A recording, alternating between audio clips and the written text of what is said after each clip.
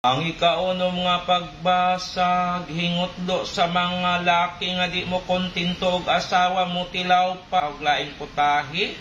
Yot go, kaluyan mo ning mga bana nga pwede kakatulan ng ilang mga tumoy. Dili sila makonsensya sa ilang asawa, naghago sa balay, pamaw paniudto pa ni hapon nagpatutoy. Kaya gusto na po nilang mga bana magpatutoy. Oyot ko, kapuyo na ba po din tao ng inyong asawa, kay manglaba pa, mangusina pa, ang uban naghimo pagyaya. Tanan raon sa balay ilahang trabahon, tanak makonsensya mo.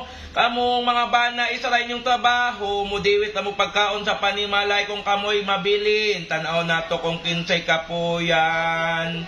Maunang ayaw mo pagpangita sa lain, kung inyong asawa, dili na mo bikang kang.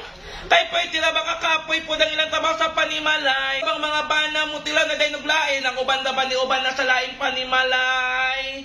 Tubag. Grabe, kahambog, mayroon bagong sa kadakong iyang binuhi. Na hunumduman ninyo nga inyong pagpanguyab o pagpangasawa ninyong asawa, gabi ninyong promise ra ba?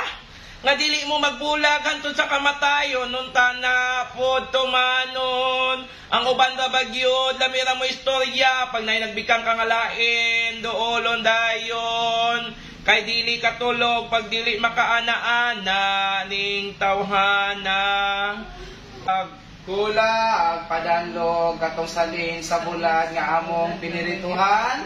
Sa tanan mga bana in taon, ayaw nagyod in taon mo pag-utro, niyan ang inyong mga binuhatan, kay kamurabay masakit, asawa dayon in taon, ang muatiman. Kaya ang imurabang to may pag-itoslok sa lain, itoslok na po ni mo, tayo mo asawa, magdalag sakit raba.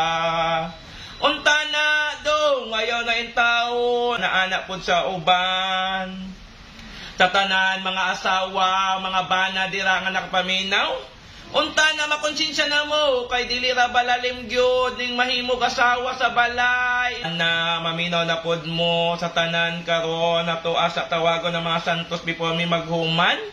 Judian Santos, Saro Santos, Belma Santos, Eric Santos, og sa dakong Santos, sa General Santos.